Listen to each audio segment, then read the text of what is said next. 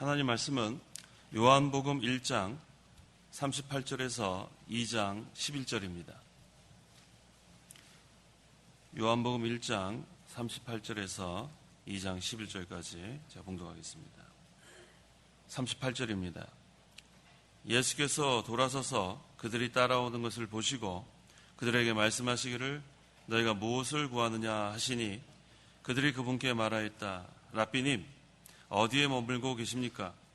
예수께서 그들에게 와라 그러면 볼 것이다 하고 말씀하시자 그들이 와서 그분께서 머물고 계신 것을 보고 그날 그분과 함께 머물렀으니 때는 십시쯤이었다.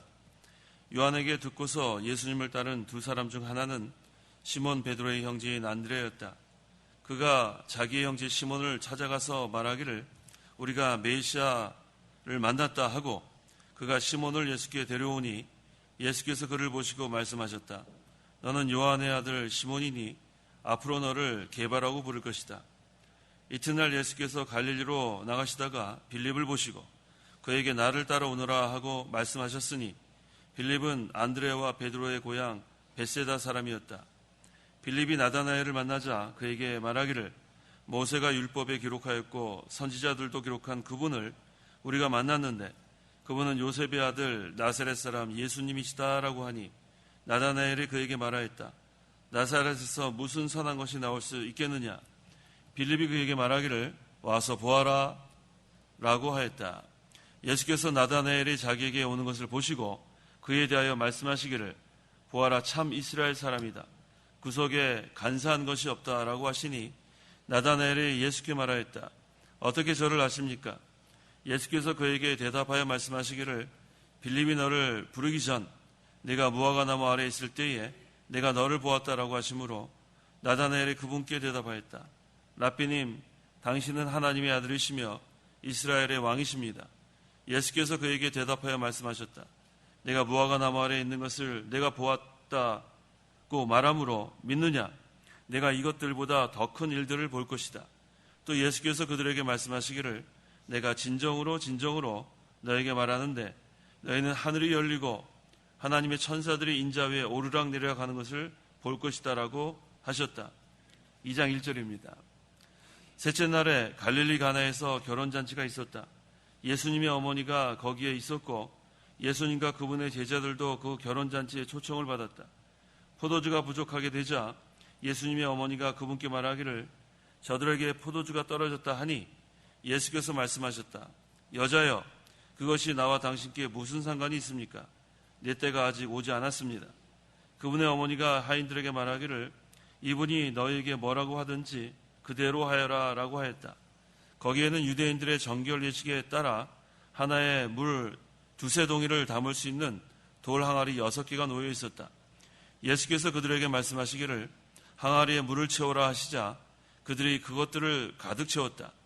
예수께서 그들에게 이제는 떠서 잔치 주관자에게 가져다 주어라 하고 말씀하시자 그들이 가져다 주었다. 잔치 주관자는 포도주가 된 물을 맛보고 그것이 어디에서 났는지 알지 못하였으나 물을 떠온 하인들은 알고 있었다.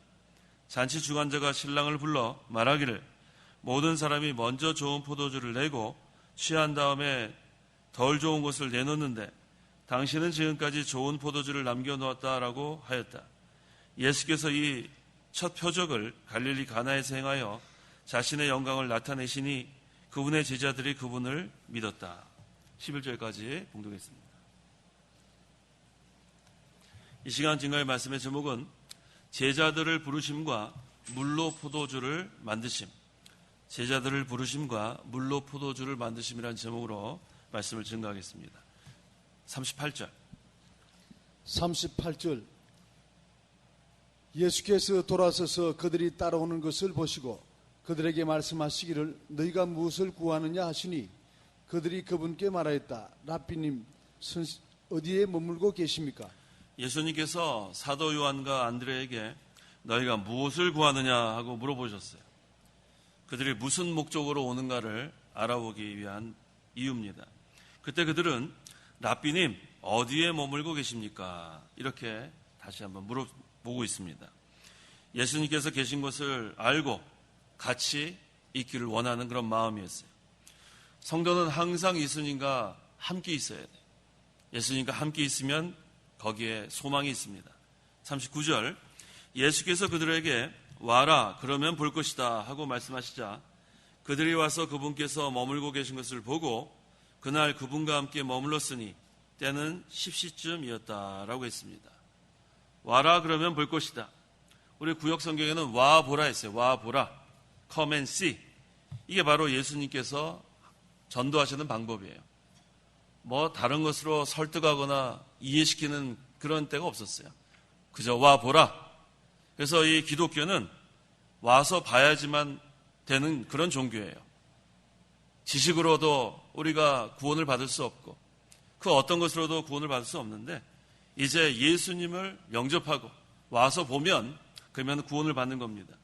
그래서 요한계시록 2장 17절에 받는 자 외에는 아무도 그것을 알지 못할 것이다. 와서 보면 예수님을 영접하면 그럼 우리가 구원을 받는 거예요.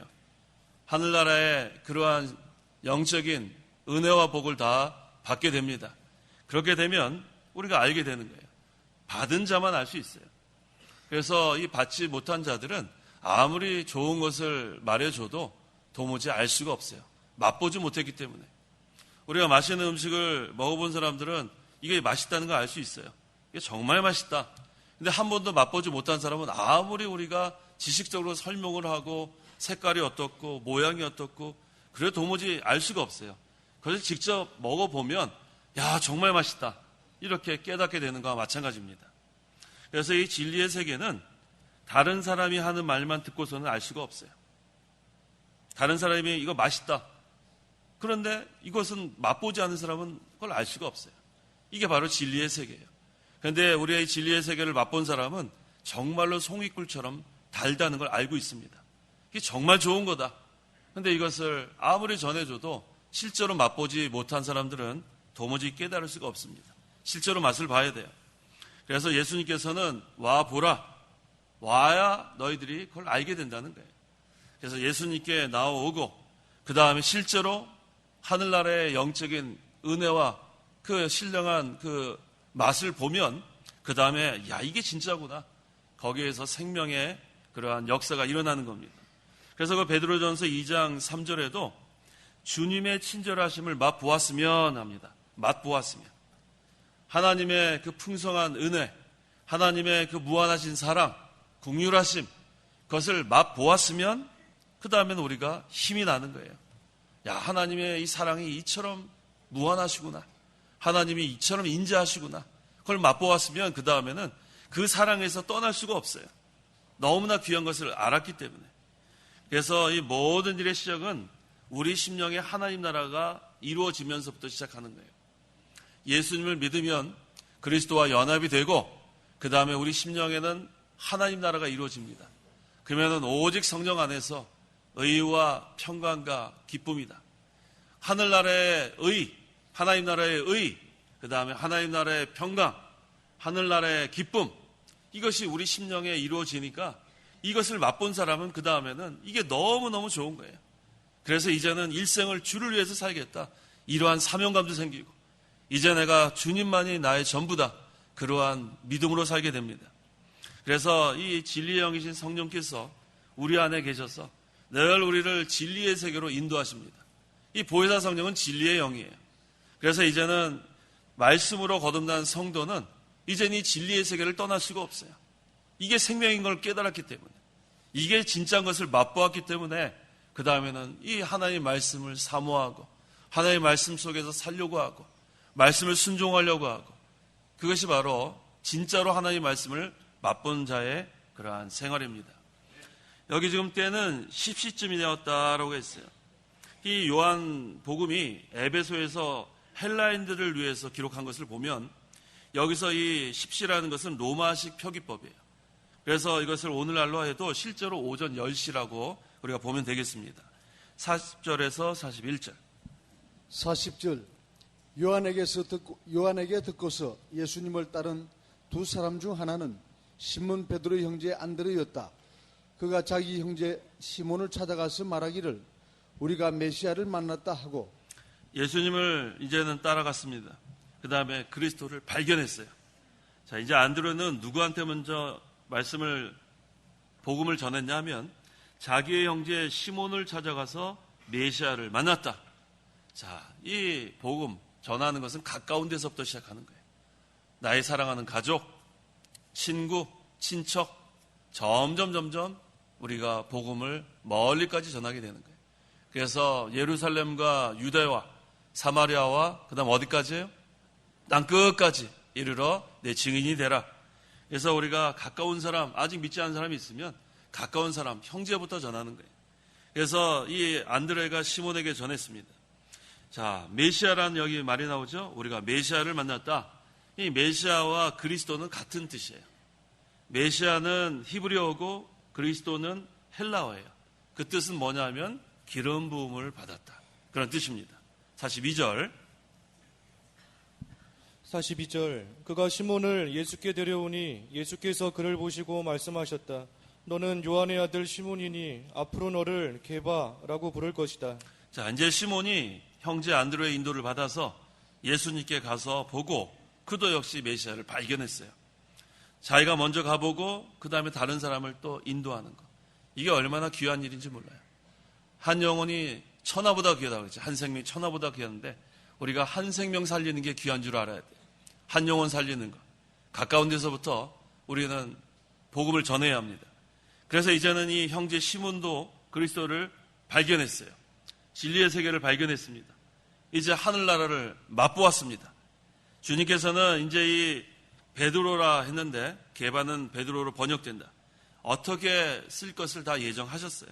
하나님께서 예정하셨고 또 주님께서도 이제는 베드로에게 사명을 줄 겁니다. 그래서 성도는 처음 믿을 때부터 하나님께서 우리에게 어떻게 우리를 사용하실지 사명을 다 주신 줄 알아야 돼요. 우리는 전부 다 필요한 사람입니다. 필요 없는 사람이 한 분도 안 계세요. 그리스도는 머리고 교회는 몸이라고 했어요. 이 몸에는 각 지체가 있는데 우리 성도는 각 지체라고 했어요. 우리 몸의 지체 중에서 쓸모없는 부분이 하나도 없는 것과 마찬가지로 여기 계신 우리 모든 성도 여러분들은 다 쓸모 있는 사람인 줄 알아야 돼요. 그래서 우리의 자세는 이 부족한 죄인, 우리는 참 하나님 앞에 되지 못한 줄 알고 늘 그러한 태도로 나아가야 되지만 그렇다고 해서 하나님께서 그렇게 우리를 쓸모없다 생각하지 않습니다. 우리에게 하나님께서 다 맡기신 사명이 있어요. 공통적인 사명은 복음을 전하는 거예요. 복음을 전하는 사명이 우리에게 주신 공통적인 사명, 또 우리 각자에게 주신 은사가 있습니다. 재능이 있어요.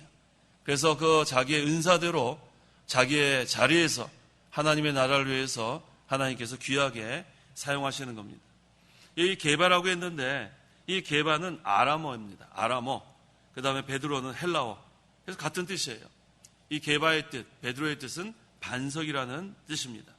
그래서 장차 베드로가 반석과 같은 교회의 기초적 역할을 할 것을 예수님께서 말씀하셨어요. 43절에서 44절. 43절. 이튿날 예수께서 갈릴리로 나가시다가 빌립을 보시고 그에게 나를 따라오너라 하고 말씀하셨으니 빌립은 안드레와 베드로의 고향 벳세다 사람이었다. 네, 그 다음에 또 제자를 불렀습니다. 이튿날은 빌립과 나다나엘을 제자로 불렀습니다. 자, 빌립을 보시고 예수님께서 빌립에게 나를 따라오너라.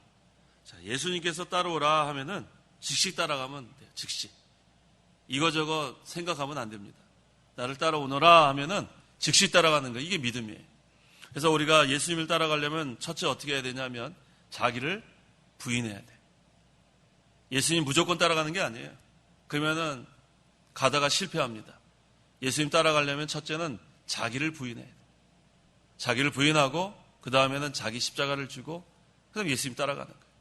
내가 남아있으면 우리는 예수님 따라가다가 중도에 포기할 수 있어요. 내가 남아있으면 안 돼요. 우리는 예수님이 따라오라 하면은 그 다음엔 무조건 따라가는 거. 이게 첫째고 그 다음에 자기를 부인해야 돼. 그 다음에 자기가 예수님 따라가다 아직도 남아있으면 또 쳐서 복종해야 돼요. 자기가 계속 남아있으면은 그 다음에는 중도에 포기할 염려가 있어요. 그래서 이 세로 요한은 그는 응하고 나는 쇠하리라. 그 믿음으로 따라가야 돼. 내가 쇠해져야만 끝까지 따라갈 수 있습니다. 내가 남아있으면 나도 흥하려는 마음이 계속 남아있으면 안 돼. 그만 높이고 자기는 낮아지고 주님만 높이고 나는 없어지고 나는 광야에 외치는 자의 소리가 되고 신발끈을 풀 만한 자격도 없는 줄 알고, 그러니까 자기를 부인하지 않으면 끝까지 따라갈 수 없어요. 그래서 자기를 부인하고 날마다 자기를 쳐서 복종시키고 그 다음엔 자기에게 주신 십자가를 지고 예수님 따라가는 것, 그래야 끝까지 예수님 따라갈 수가 있습니다. 45절 45절 빌립이 나다나엘을 만나자 그에게 말하기를 모세가 율법에 기록하였고 선지자들도 기록한 그분을 우리가 만났는데 그분은 요셉의 아들 나사렛 사람 예수님이시다 라고 하니, 빌립을 부르고 그다음에 나다나엘을 불렀는데 이 나다나엘의 이름의 뜻이 참 좋은 이름이에요. 나다나엘은 하나님의 선물이란 뜻이에요. 얼마나 좋은 이름이에요. 이제 나다나엘이 예수님을 만나기 전에 이 사람은 율법에 충실했던 사람이에요. 거기 46절에서 48절에 증거되고 있죠. 율법에 충실했던 사람. 또 요한복음 21장 2절에는 갈릴리 가나 사람. 그런데 이 사람이 예수님을 만날 때는 아마 벳세다에 있었던 것 같습니다. 자, 모세의 율법과 또 여러 선지서에 이렇게 예언되었던 그 그리스도가 그렇게 오기를 유대인들은 고대했습니다. 그런데 그 그리스도를 만난 거예요. 우리가 누구를 고대하고 있다가 만나면 얼마나 기뻐요. 만나고 싶었던 분을 계속 기다리고 있다가 마침내 만나면 그것이 가장 귀한 일입니다. 46절 나다나엘이 그에게 말하였다. 나사렛에서 무슨 선한 것이 나올 수 있겠느냐? 빌립이 그에게 말하기를 와서 보아라 라고 하였다. 자, 나사렛은 아주 천한 지방이에요. 시골 지방이에요. 자, 그래서 이 나사렛이라는 그러한 천한 곳에서 어떻게 선한 것이 날 수 있겠느냐? 이게 보통 유대인들이 믿는 그러한 사상입니다. 이 나사렛에서 어떻게 선한 것이 나오느냐? 이 나다나엘도 같은 생각을 하고 있었어요. 이 북방 갈릴리에 있는 보잘것없는 촌구석인데 거기서 어떻게 선한 것이 나올 수 있느냐? 이 나다나엘은 율법의 아주 정통적인 그런 사람이었기 때문에 도무지 이해를 할 수가 없었어요. 그래서 처음에는 이렇게 그리스도를 제대로 믿을 수가 없었습니다. 그런데 역시 빌립도 예수님의 전도 방법과 똑같은 방법이에요. 뭐라고 얘기했어요? 와서 보아라. 이게 전도하는 거예요. 와서 보아라. 아무리 설득하고 이해시키려고 해도 도무지 되는 게 아니에요. 예수님께서도 와 보라. 빌립도 뭐라고 했어요? 와 보라. 우리도 전도할 때 그렇게 하면 돼요. 예수님을 우리가 믿어야 되는 거예요. 와 봐야 믿는 거예요. 우리는 설득할 수 없습니다. 한 사람도 우리는 믿게 할 수 없어요. 이제는 우리는 그리스도를 보여주기만 하면 돼요. 증거만 하면 됩니다. 이 빌립도 마찬가지. 그 다음에는 이 나다나엘이 그리스도를 영접하게 되는 겁니다. 47절 예수께서 나다나엘이 자기에게 오는 것을 보시고 그에 대하여 말씀하시기를 보아라 참 이스라엘 사람이다 그 속에 간사한 것이 없다라고 하시니, 예수님께서 나다나엘을 이와 같이 말씀하셨어요. 이거 얼마나 좋겠어요. 자, 나다나엘은 어떤 사람인가? 자, 참 이스라엘 사람이다. 그 속에 간사한 것이 없다. 자, 예수님께서 우리를 이렇게 인정하시면 좋겠죠? 좋겠어요? 얼마나 좋겠어요? 참 이스라엘이다. 참 이스라엘 사람이다. 간사한 것이 없다. 그런데 우리가 예수님 앞에 나오면은 참 부끄러워요. 과연 우리 속에 간사한 것이 없을까? 참 우린 부끄럽습니다. 근데 나다나엘은 어떻게 이렇게 참 이스라엘 사람이다. 또 간사한 것이 없다. 이렇게 인정을 받았을까? 이 사람은 거짓이 없는 사람이기 때문에 거짓이 없는 사람. 또 외식하지 않는 사람. 진실한 사람. 우리 예수님께서 인정하는 사람은 이런 사람이에요. 거짓이 없는 사람. 외식하지 않는 사람. 진실한 사람. 그런 사람은 예수님께서 이와 같이 인정하십니다. 우리는 이와 같은 사람이 돼야 돼요. 이와 같은 사람. 진실한 사람. 그러면 예수님께서 너가 참 이스라엘 사람이다. 내 속에 간사한 것이 없다. 이렇게 인정해 주십니다. 진실한 사람이 되려면 어떻게 해야 되나 하면 신앙 양심을 써야 돼요. 신앙 양심을 쓰면 진실한 사람이 됩니다. 그래서 우리 속에 간사한 것이 없으려면 신앙 양심을 쓰면 돼요. 우리는 항상 믿음과 이 신앙 양심, 선한 양심, 이것이 항상 같이 있으면 그 사람은 믿을 만한 사람이에요. 믿음이 있다 하면서 선한 양심이 없으면 그건 믿을 수 없는 사람. 그래서 항상 이 신자는, 성도는 진실한 사람이 되어야 되겠는데 어떻게 하면 진실한 사람이 되는가? 신앙 양심을 쓰면 진실한 사람이 됩니다. 그래서 참 이스라엘 사람이다. 나다나엘이 내 속에 간사한 것이 없다. 이것은 진실한 사람인데 늘 믿음대로 살고 믿음으로 살고 그 다음에 신앙 양심을 쓰는 그런 자가 되면 이와 같이 인정을 받을 수 있습니다. 48절 48절 나다나엘이 예수께 말하였다. 어떻게 저를 아십니까? 예수께서 그에게 대답하여 말씀하시기를 빌립이 너를 부르기 전 너가 무화과나무 아래 있을 때에 내가 너를 보았다라고 하시므로. 자, 무화과나무 아래 있을 때 내가 너를 보았다. 자, 예수님은 하나님이세요. 예수님은 인간의 몸으로 오셨지만 역시 신성을 갖고 계신 하나님이시기 때문에 영으로 나다나엘을 다 볼 수 있어요. 그래서 이 나다나엘이 무화과나무 아래에서 무엇을 했을까요? 기도했죠. 우리의 기도하는 거 다 보고 계신 줄 아세요. 기도하는가 안 하는가. 너가 누구를 보여주기 위해서 기도하는 건 아니지만 은밀한 곳에서 우리가 간절히 부르짖는 그 기도를 주님은 보신다는 거예요. 하나님은 그걸 들어주신다는 거예요. 얼마나 좋습니까? 그래서 기도하는 그 한 시간이 가장 귀한 시간이에요. 그때 하나님과 영적으로 교통하는 시간, 또 주님께서 우리를 보고 계시는 그 시간. 그래서 이 나다나엘이 무화과나무 아래에서 기도할 때에 예수님이 그것을 보는 거예요. 기도하는 사람이 진실한 사람이 될 수 있어요. 기도하는 사람. 왜 기도하는 사람이 진실한 사람이 될 수 있는가? 우리가 기도하면은 우리의 부족한 것을 발견하게 돼 있어요. 기도하는 사람은 내가 죄인인 것을 회개하게 돼 있습니다. 기도하지 않는 사람은 내가 죄인인 걸 몰라요. 이 복잡한 세상, 요란한 세상에서 자기 자신을 발견하기가 쉽지 않습니다. 하지만 고요한 가운데 새벽 시간에 간절히 하나님께 기도할 때는 내가 얼마나 죄인인 것이 발견이 됩니다. 내가 잘못한 것을 회개하게 됩니다. 눈물이 납니다. 하나님, 죄인이 또 왔습니다. 그럼 하나님께서 내가 너를 또 용서해 준다. 그럼 우리 속에 있는 간사한 것이 또 없어지는 거예요. 기도하지 않는 사람은 죄인인 것을 발견할 시간이 없어요.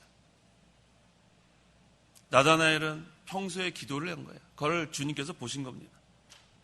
그래서 언제든지 우리가 진실한 사람이 되어야 되겠는데, 그래서 날마다 기도하는 가운데 자신을 쳐서 복종시켜야 돼요. 자신을 쳐서 복종시키면 그러면 진실한 사람이 되고 믿음 쓰는 사람이 되고 그 다음에는 신앙 양심 쓰는 사람이 됩니다. 성도가 기도하기로 결심한 그 첫날부터 하나님께서 응답하신다고 했어요. 다니엘 10장 12절 12절 그가 내게 말하였다. 다니엘아, 두려워하지 마라. 내가 깨닫기 위해 내 하나님 앞에서 겸비하기로 내 마음을 정한 첫날부터 내 말이 응답되었으므로 내가 내 말 때문에 거기까지. 온 것이다. 내가 깨닫기 위해 내 하나님 앞에서 겸비하도록 내 마음을 정한 첫날부터 내 말이 응답되었습니다. 우리가 기도를 해야 되겠다 결심하는 그 시간부터 하나님 응답하시는 줄 믿으세요. 아이고 피곤해서 조금만 더 자야 되겠다. 그럼 벌써 지는 거예요. 아이 뭐 하나님이 좀 알아주시겠지. 내가 그래도 피곤한 거 하나님 그러면 안 돼요. 그건 벌써 지는 거예요. 내가 기도해야 되겠다 생각이 되면 그때 기도 시작하세요. 그때부터 하나님이 응답하시는 줄 아세요. 그 마음에 기도해야 되겠다는 마음이 결심이 쓰는 그 시간부터 이미 은혜 받은 거예요. 그런데 기도해야 되겠다 생각만 하고 아이고 그냥 좀 더 자자, 좀 더 눕자. 그럼 벌써 그날은 하루 지고 시작하는 거예요. 기도해야 돼요. 기도하지 않으면 이길 수가 없어요. 이 마귀가 어떻게 하든지 우리를 넘어뜨리려고 하고 낙심시키려고 하고 좌절시키려고 하고 의심하게 하고 이게 왜 그래요? 기도하지 않으면 그 마귀를 이길 힘이 없습니다. 하지만 기도하면 기도해야 되겠다는 그 마음 갖는 순간부터 하나님의 응답이 있는 줄 알고 일어나서요. 일어나서 산에 가서 기도하든지 기도실에 가서 기도하든지 거기 갈 수 없으면 예배당에 나와서 기도하는 게 제일 좋아요. 예배당은 뭐 하는 곳이라고 했어요? 만민이 기도하는 집이에요. 기도하는 집. 이게 얼마나 좋아요. 예배당 문 다 열려 있는데 제가 그 영국에 있는 동안에 그 예배당에서 그렇게 기도하고 싶었는데 문 열어놓은 예배당이 하나도 없었어요. 그래서 오늘날의 영국이 저렇게 된 줄 아시면 돼요. 자물쇠로 아주 단단히 흔들어 보니까 안 열려요. 자, 근데 우리나라는 예배당에 문을 다 열어놨어요. 누구든지 와서 기도하라고. 그래서 제가 너무 새벽에 기도는 해야 되겠고, 전 영국에 있을 때도 제가 공부하는 동안에 매일 새벽에 일어나서 기도했는데, 예배당에 가서 기도할 수가 없어서 어떻게 했냐면은, 그 영국의 그 어떤 분 중에 한 분이 카페를 이렇게 경영하시는 분이 있어요. 그래서 우리가 새벽에 좀 기도 좀 해야 되겠다고 했더니, 참 우리를 어떻게 좋게 봤는지 우리에게 열쇠를 줬어요. 카페에 가서 기도하라고. 참 감사해요. 하나님 또 기도하려는 그 마음만 있으면 길을 열어주십니다. 그래서 그 유학생 몇 명하고 새벽 5시에 모여가지고 매일 비가 오나 눈이 오나 가는 거예요. 그때 저는 또 차가 없어서 40분씩 걸어갔어요. 제 학교에서 거기 카페까지 40분이 걸렸어요. 그럼 거기 가가지고 그 카페 얼마나 좋은지 몰라요. 이 집사님이 또 우리 또 그 영국이 추워요. 겨울에. 그럼 뜨뜻하게 또 불을 다 피워주고. 기도하려고 마음만 먹으면 하나님이 환경을 주시는 거예요. 그럼 거기 가서 우리 찬송 한 장하고 성경 한 장 읽고 그 다음에 흩어져 갖고 뭐 1시간 반 2시간 막 거기 또 방이 몇 개 있어요. 가서 막 기도하는 거예요. 기도하면 하나님이 역사하시는 거예요. 그걸 믿으세요. 전 분명히 믿습니다. 기도하려는 마음만 있으면 그때부터 하나님이 응답하시는 거예요. 그래서 우리가 이 얼마나 좋은 환경이에요. 그래서 영국 사람들이 기도 안 해요. 그러니까 그 예배당 문을 다 자물쇠로 잠궈 놓은 거 아니에요. 근데 우리 얼마나 좋아요. 우리 뭐 어느 예배당이 다 문을 활짝 열어놓고 기도하라는 거예요, 와서. 그런데 우리가 마음이 해이해졌어요. 우리가 너무나 편안하니까. 기도하려는 마음도 없고 힘쓸 그런 마음도 없고 그저 더 눕자, 더 자자. 그러면은 그 생명 있는 신앙생활 하기 힘듭니다. 그래서 우리가 이 기도하기를 힘써야 돼요. 내가 기도해야 되겠다는 그 마음, 결심이 선 그 첫날부터 하나님이 응답하십니다. 그래서 이 나다나엘이 무화과 나무 아래에서 그 한 기도는 어떤 기도냐면 은밀한 기도예요. 은밀한 기도를 하세요. 은밀한 골방에 들어가 은밀한 기도, 하나님과 영적으로 소통하는 그 기도가 중요한 거예요. 문을 다 닫고 간절히 부르짖는 거예요. 주여 불쌍히 여겨달라고. 저는 아무것도 할 수 없습니다. 할 수 없습니다. 하나님 도와주지 않으시면 난 아무것도 할 수 없습니다. 거기 영국에서 우리 공부하는 우리 유학생들이 다 힘들어요. 저도 힘들었어요. 뭐 돈이 있나요? 돈이 없으니까 차도 못 사고, 뭐 음식도 뭐 제대로 못 먹고, 그냥 모여서 기도하는 거예요. 하나님 도와달라고. 그렇게 해갖고 다 힘들게 공부하고 본국으로 돌아와서 여러 곳에서 지금 다 이렇게 그 신대원에서 교수가 되고 또 목사님이 되고 그 시절이 지금도 생각이 나요. 참 귀한 시간이에요. 근데 이렇게 한국에 와서 보니까 이거 뭐 힘써 기도하는 분들 물론 계시지만 또 많은 분들이 또 마음이 너무나 또 이렇게 편안한 가운데서 기도하지 않는 그런 분도 계시는 걸 볼 때 안타까워요. 간절히 기도하고 부르짖을 때가 지금입니다. 하나님께 간절히 부르짖으면 하나님이 역사하십니다. 기도하는 사람을 하나님께서 사용하시는 거예요. 근데 말씀을 가지고 기도하라는 거, 이게 중요한 거예요. 기도할 때 그냥 기도하면 우리는 정력적인 기도가 나올 때가 많습니다. 그래서 항상 우리가 기도할 때는 이 하나님의 말씀을 가지고 기도해야 돼요. 말씀을 붙들고 기도하면 그 다음엔 말씀에 붙들림을 받게 돼 있어요. 내가 이 말씀을 가지고 간절히 하나님께 부르짖으면 그 말씀이 살아 역사해서 나를 붙들고 갑니다. 그래서 기도할 때는 그냥 이것저것 기도하는 게 아니라 하나님의 말씀을 붙들고 기도하세요. 그러면 그 말씀이 살아 역사해요. 하나님의 말씀은 살아있고 운동력이 있어 역사하는 힘이 있습니다. 그래서 항상 우리가 주일에 배운 그 말씀을 되새김질하고 또 이 사경의 기간을 통해서 이 배운 말씀을 또 붙들고 간절히 기도하면 그러면 하나님께서 그 말씀으로 크게 역사하십니다.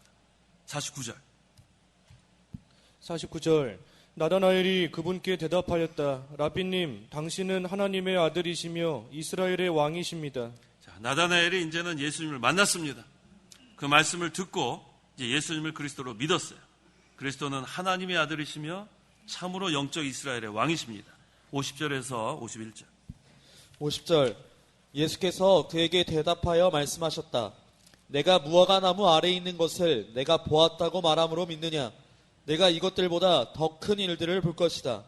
또 예수께서 그들에게 말씀하시기를 내가 진정으로 진정으로 너희에게 말하는데 너희는 하늘이 열리고 하나님의 천사들이 인자 위에 오르락 내리락 하는 것을 볼 것이다 라고 하셨다. 예, 무화과 나무 아래에 있는 것을 봤다고 했는데 그것은 작은 일이에요.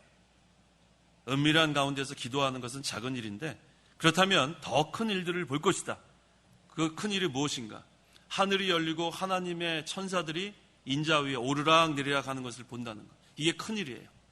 무화과 나무 아래에서 기도하는 것은 작은 일, 인자 위에서 천사들이 오르락 내리락 하는 것은 큰 일이라고 했습니다. 예수 그리스도의 십자가의 구속을 여기서 증거하는 거예요. 하나님과 사람 사이에 맡겼던 그 죄의 담을 헐어버리는 것, 하나님과 원수되었던 죄인들을 하나님과 화목시키는 것, 이것이 큰 일입니다. 그 다음에 2장 1절 2절 2장 1절 셋째 날에 갈릴리 가나에서 결혼잔치가 있었다. 예수님의 어머니가 거기에 있었고 예수님과 그분의 제자들도 그 결혼잔치에 초청을 받았다. 네, 셋째 날이라고 했는데 이것은 예수님께서 빌립을 부른 날로부터 셋째 날인 것 같습니다. 이 갈릴리 가나는 나사렛에서 한 8km 정도 떨어져 있는 그런 곳입니다. 근데 이 갈릴리 가나에 결혼잔치가 있었다고 했어요. 예수님도 가셨고 예수님의 어머니도 가셨고 또 제자들도 초청을 받았다고 했습니다. 3절 3절 포도주가 부족하게 되자 예수님의 어머니가 그분께 말하기를 저들에게 포도주가 떨어졌다 하니. 자, 이 결혼잔치에는 포도주가 있어야 되는데 포도주가 부족하게 됐어요. 포도주가 떨어졌어요. 자, 우리가 세상의 것이 부족할 때는 다른 사람 찾을 거 없어요. 누구를 찾으면 돼요? 예수님을 찾으면 돼요. 예수님. 그럼 예수님이 해결해 주시는 거예요. 우리가 부족할 때는 예수님께 나오는 거예요. 제가 부족합니다. 주여 불쌍히 여겨달라 그러면 예수님께서 해결해 주십니다. 우리 힘으로 할 수 없는 것은 하나님의 능력으로 다 해나갈 수 있는 거예요. 저들에게 포도주가 떨어졌다. 자, 이제 이것을 해결할 분은 예수님밖에 없습니다. 4절 4절 예수께서 말씀하셨다. 여자여 그것이 나와 당신께 무슨 상관이 있습니까? 내 때가 아직 오지 않았습니다. 네.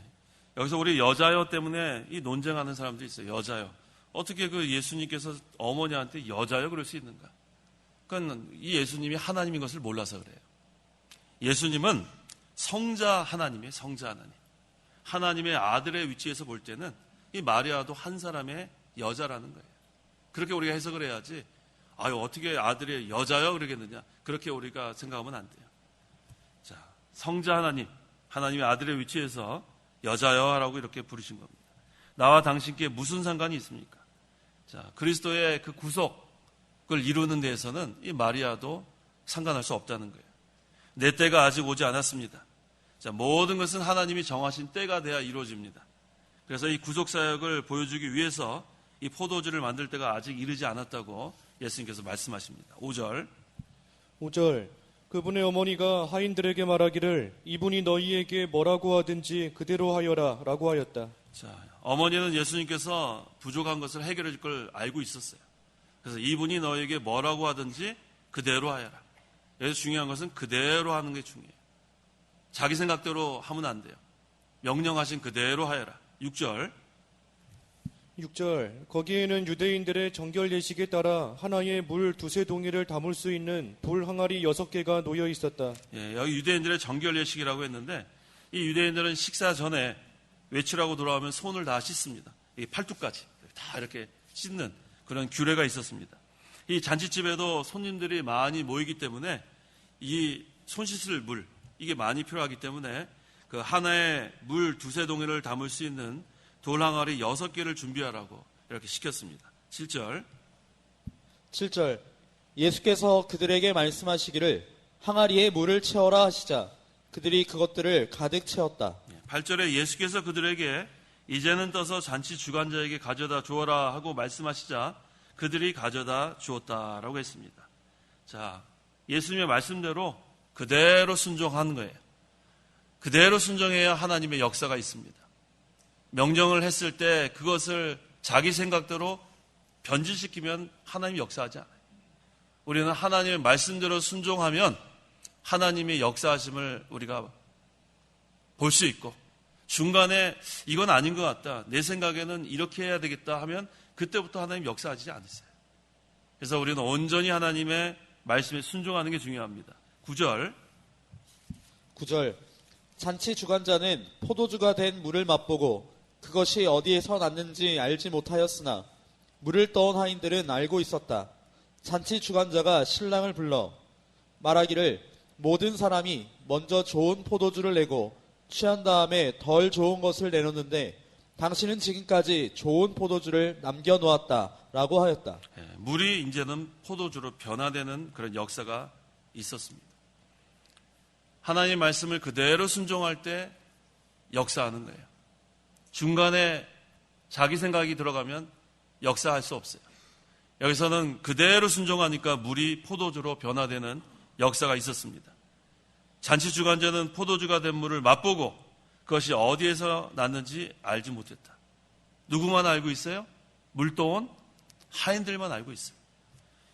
아까 요한계시록 읽은 것처럼 받는 자밖에는 알 길이 없어요.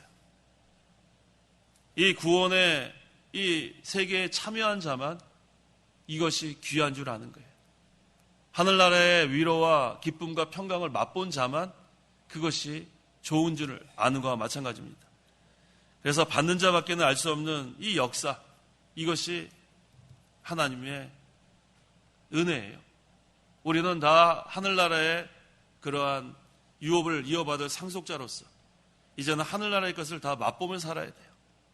하나님 나라는 이미 임했고 또 임할 것이다, 예수님께서 말씀하셨는데 우리가 이 세상 사는 동안에도 하늘나라의 것을 맛보며 살 수 있는 그러한 복을 받은 자들이에요. 우리는 이 세상 떠나서 영원한 하늘나라 가서 하나님 품에 안기겠지만 이 세상 사는 동안에도 그 하나님의 풍성한 사랑을 맛보며 사는 거예요. 하늘나라의 그 위로를 맛보며 사는 자들이에요. 그것을 미리 맛본 다음에 그 다음에 하늘나라 가는 거예요. 이 세상에서는 죽도록 고생만 하고 이 세상에서는 핍박만 당하고 환난만 당하고 죽도록 그냥 고생만 하다가 나중에 가서 하나님의 품에 안긴다고 생각하시지 마세요. 하나님께서는 이미 임한 하나님 나라를 통해서 우리에게 하늘나라의 풍성한 은혜를 미리 맛보게 하신 거예요. 그래서 환난과 핍박을 당하는 가운데서도 우리 심령에는 하나님 나라가 이루어졌기 때문에 마음은 편안한 거예요. 우리 스데반을 보면 알 수 있죠? 스데반이 돌에 맞아 순교할 때 얼굴이 어땠어요? 일그러졌어요? 천사의 얼굴이 됐다고 했어요. 천사의 얼굴이 됐다고 했어요. 그게 돌에 맞는 게 얼마나 아프겠어요? 생각해 보세요. 돌을 그냥 이렇게 하나씩 하나씩 던졌겠어요? 죽이려고 던지는 거예요? 막 던지는 거예요. 얼마나 그 고통스러운 가운데서 그 얼굴이 천사의 얼굴같이 됐다는 거예요. 그건 뭐예요? 그 심령에 하나님 나라가 이루어진 거예요. 하나님이 주시는 하늘나라의 평강과 기쁨이 임하니까 아무리 육신적으로 고통이 있고 아무리 아파도 그 얼굴은 천사의 얼굴같이 돼요. 그 다음에 스데반은 어디를 바라봤어요? 하늘나라를 바라봤어요. 누가 거기 계셨어요? 예수님께서 뭐하고 계셨어요? 벌떡 일어나 계신 거예요. 그러니까 얼굴이 천사 얼굴같이. 성도 여러분, 우리 심령에 영적 하나님 나라가 이루어지면 이와 같이 되는 거예요. 환경에 좌우되지 않습니다. 환경이 우리를 좌우하는 게 아니에요. 우리 심령에 영적 하나님 나라가 이루어지면 그것으로 우리는 만족하는 거예요. 여호와는 나의 목자시니 내가 부족함이 없다고 하지 않았어요. 세상의 것은 아무리 우리가 얻어도 부족해요. 돈이 아무리 많아도 또 부족한 게 돈이고 더 좋은 거 더 원하는 게 우리의 욕심입니다. 하지만 우리 심령에 하나님 나라가 이루어지면 그때부터 자족하는 생활을 하는 거예요. 초막이나 궁궐이나 뭐라고 했어요? 내 주 예수 모신 곳이 그 어디나 하나님 나라, 하늘나라. 얼마나 좋아요? 우리가 어떻게 다 똑같은 데 살지 않잖아요.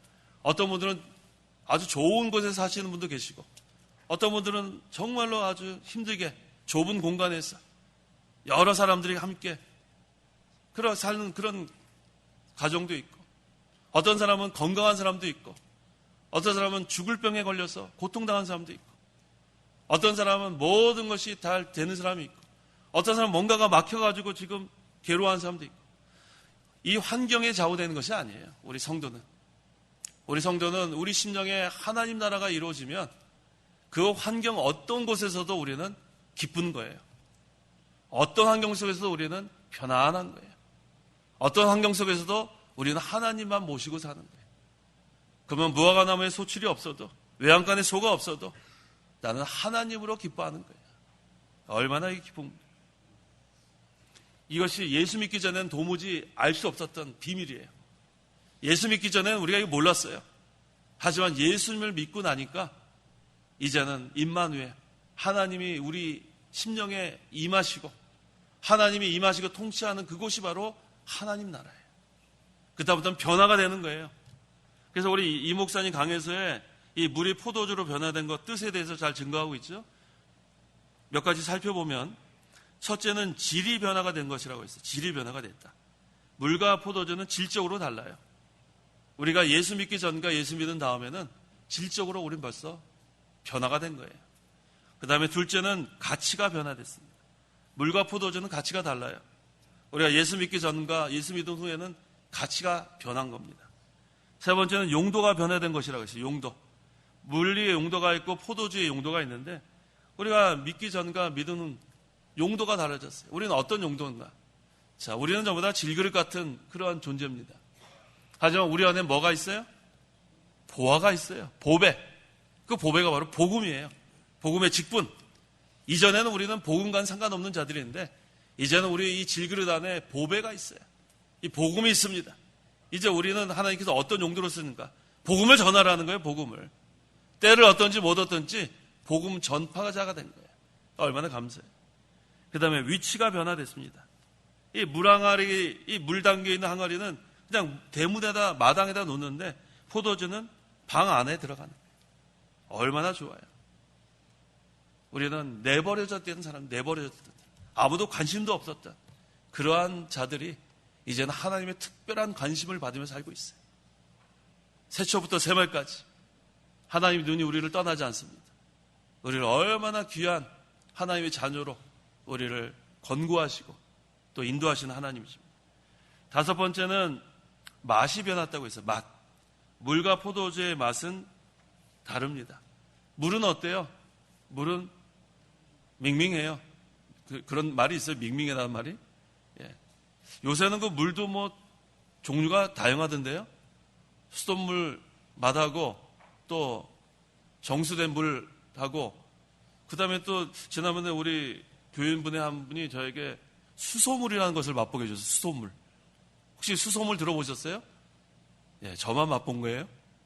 그건 또 맛이 또 특별하더라고요. 자, 그런데 아무리 뭐 이런 종류의 물이 있어도 물은 밍밍해요. 그 맛이 그 맛이에요. 하지만 포도주는 어때요? 달콤합니다. 포도주는 달콤해요. 자, 이거와 마찬가지로 이 맛이 변화가 되는 거예요. 이전에 우리는 그냥 밍밍한 맛, 그런 맛만 보다 살지만 이제는 이 하나님의 말씀을 우리가 맛본 다음에 어떻게 돼요? 송이꿀처럼 단맛을 느끼게 돼요. 이전에 하나님의 말씀하고 우리 상관이 없던 자들인데 지금은 어때요? 꿀처럼 단 하나님의 말씀. 이것을 맛보며 살게 됩니다. 그 다음에 여섯 번째는 색이 변화가 됐다고 했어요. 물은 색깔이 무색이죠? 포도주는 어떤 색이에요? 붉은색입니다. 그래서 이제는 우리의 이 신자의 얼굴빛도 변화가 된다. 이 목사님 강의에서도 지금 증거하는 거예요. 이전에는 얼굴이 수심이 가득한 그런 인상 쓰고 그렇게 살다가 이제 예수 믿는다면 어떻게 돼요? 얼굴이 어떻게 돼요? 환해져야죠. 환해져야죠. 지금 새벽 시간이니까 얼굴이 좀 이렇게 그런 거죠? 예, 우리는 얼굴이 환해져야 돼요. 너무 기뻐서. 우리가 이 복음 전할 때도 인상 쓰면서 전도하면 사람들이 안 좋아해요. 이 너무너무 좋은 것을 우리가 웃으면서 전해야지. 얼마나 그래 좋아요. 그래서 이 색도 변화가 됐다고 했습니다. 자, 성도가 주님의 말씀을 순종하면 이처럼 하나님께서 역사하시는 거예요. 어떻게 해야지 역사하세요? 어떻게 해야 역사하세요? 순종해야 역사하는 거예요. 순종. 자, 한번 따라해 보세요. 순종하면 역사하신다. 이게 중요한 거예요. 순종하지 않으면 하나님이 역사 안 하시는 거예요. 내 마음대로 살고 내 뜻대로 살고 내 주장대로 살면 하나님이 내버려 두십니다. 그럼 계속해서 실패의 길을 걸어갈 수밖에 없어요. 하지만 하나님 말씀대로 그대로 순종하면 하나님이 크게 역사하십니다. 우리 그걸 믿고 나가는 거예요. 10절 10절 말하기를 모든 사람이 먼저 좋은 포도주를 내고 취한 다음에 덜 좋은 것을 내놓는데 당신은 지금까지 좋은 포도주를 남겨놓았다라고 하였다. 이 세상의 것은 처음에는 좋다가 나중엔 나빠지는 경우가 많습니다. 하지만 하나님의 구원운동은 처음보다 나중에 더 좋아지는 거예요. 시작은 미약하나 그 다음에 어떻게 됐어요? 끝은 창대하리라. 이게 바로 하나님의 구원운동이에요. 구약시대에 앞으로 오실 메시아에 대해서 계속 예언했어요. 근데 신약시대에는 실제로 그리스도가 오니까 이 복음의 문이 활짝 열린 거예요. 그래서 우리가 이 신약시대에 사는 게 얼마나 좋은지 몰라요. 구약시대는 앞으로 그리스도가 올 것이다, 올 것이다, 올 것이다. 그걸 믿음으로 구원을 받았는데 신약시대는 이미 오셔서 구속을 성취하신 그리스도를 믿는 거예요. 복음의 문이 활짝 열린 거예요. 얼마나 감사합니까? 처음보다 나중에 더 좋아지는 것이 바로 하나님의 구원운동입니다. 우리도 이와 같이 돼야 돼요. 처음에는 보잘것없는 자가 점점 말씀을 믿고 순종해 나가면서 자라나야 되는 거예요. 항상 어린아이 같은 위치에 있으면 안 됩니다. 항상 우리는 젖만 먹는 그런 갓난아이 같은 위치가 돼서는 안 돼요. 초보적인 그런 단계에서 이 세상 끝나면 안 돼요. 점점 자라나는 거. 이게 바로 변화의 역사예요. 그래서 이 중생한 영은 자라난다고 우리 목사님께 배우지 않았어요? 자라나는 거예요. 그런데 이 자라난다는 뜻은 이런 육체가 자라난다는 그런 뜻이 아니라 점점 닮아간다는 뜻이에요. 닮아간다. 누구를 닮아가요? 그리스도를 닮아가는 거예요. 그래서 형상을 닮아가는 거예요. 하나님의 형상을 닮아가는 거예요. 그래서 우리가 점점 자라나는 거, 점점 닮아가는 거, 하나님은 그걸 기뻐하세요.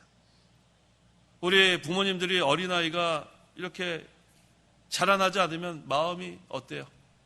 얘가 왜 이렇게 자라나지 않을까? 얘 병든 건 아닐까? 얘 뭐가 부족한가? 자꾸 그러지 않아요? 그런데 한 해가 지나면 이만큼 자라나고 또 이만큼 자라나고 이만큼 자라나고. 어저께 우리 그 최광순 목사님 저기 그 딸 이름 다 잊어버렸는데 오래간만에 봤어요. 지난번에 봤을 땐 꼬맹이였는데 이만해졌더라고요. 인사하는데 깜짝 놀랐어요. 그렇게 많이 자라나면은 얼마나 좋아요. 그래서 우리의 이 중생한 영도 점점 그리스도의 형상을 닮아가야 합니다. 닮아가야 돼요. 그대로 가만히 있으면 닮아가는 게 아니에요. 우리가 하나님의 말씀을 믿고 순종해 나가야 자라나는 겁니다. 가만히 힘쓰지 않으면 자라날 수가 없어요. 하나님의 말씀을 먹고 우리가 먹어야 자라나죠? 한번 보세요. 베드로전서 2장 2절부터 읽어보세요. 베드로전서 2장 2절 갓난아이들처럼 영적이고 순전한 젖을 사모하여라. 이는 너희가 이 젖으로 말미암아 구원에 이르도록 자라게 하려는 것이다. 네, 갓난아이들처럼 영적이고 순전한 젖을 사모하여라. 말씀을 사모해야 돼요. 간절히 사모하고 그 다음에 그 말씀을 먹어야 돼요. 그 다음엔 어떻게 돼요? 이 말씀으로 말미암아 구원에 이르도록 자라게 하려는 것이다. 그럼 자라나는 거예요. 장성한 분량이 될 때까지. 우리의 최종 목표는 그리스도예요. 그리스도께까지 자라나는 것. 이 하나님께서 우리에게 원하시는 겁니다. 11절 11절 예수께서 이 첫 표적을 갈릴리 가나에서 행하여 자신의 영광을 나타내시니 그분의 제자들이 그분을 믿었다. 이게 바로 첫 표적입니다. 제일 큰 이적은 그리스도께서 사람이 되는 것, 도성인신. 이게 가장 큰 이적이고 그 다음에 여러 가지 그러한 표적들을 보여주셨는데 예수님께서 첫 번째로 보여주신 표적이 바로 물로 포도주를 만드시는 그러한 표적입니다. 이거로 인해서 그리스도의 영광을 나타내고 그 다음에 제자들이 예수님을 믿었어요. 야, 이게 바로 메시아구나. 이분이 바로 그리스도구나. 그 다음에 더욱 큰 확신을 갖게 된 겁니다. 자, 오늘 예수님께서 이 제자들을 부르신 것. 우리도 부르신 거예요. 우리 스스로 예수님께 나온 것이 아니에요. 하나님께서 우리를 부르셨어요. 그래서 이 부르심이라는 것은 두 가지 의미가 있어요. 외적 부르심과 내적 부르심.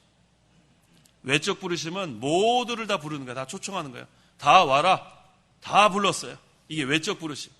그런데 내적 부르심은 실제로 믿는 자, 성령께서 실제로 중생시킨 자, 그 사람들만 믿게 되는 거예요. 모두 다 초청했어요. 모든 사람에게 복음이 전파됐지만 그 가운데서 믿는 자들 안에만 내적 부르심이 있는 거예요. 그래서 여기 오신 우리 성도 여러분들은 다 내적 부르심을 통해서 믿게 된 줄 믿으시면 돼요. 그래서 너무 감사한 거예요. 내가 간 게 아니에요. 내가 간 게 아니에요. 우리를 불러주신 거예요. 그래서 우리는 또 감사해요. 우리를 불러주시고 믿게 해주시고 그 다음에는 우리가 늘 기도할 때마다 우리와 함께 해주시고 그래서 우리가 어디 가서 위로를 얻겠어요? 우리 위로 얻을 데가 없어요. 아무리 친하고 가까운 사람이라도 위로해 줄 수 있죠. 근데 그 위로는 오래 가지 않습니다. 그 사람이 또 자리를 떠나면 또 외롭고 또 마음이 아프고 우리를 진정으로 위로하실 분은 예수님밖에 없어요.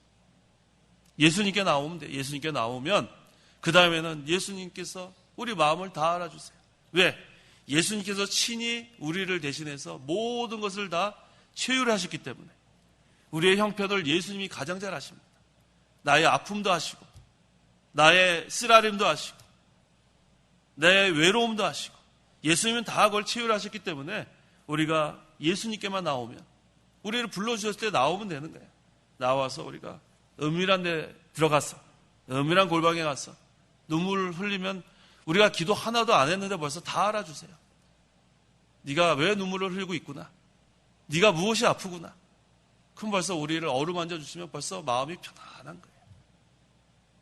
우리는 주 날개 밑에 거해야 돼요.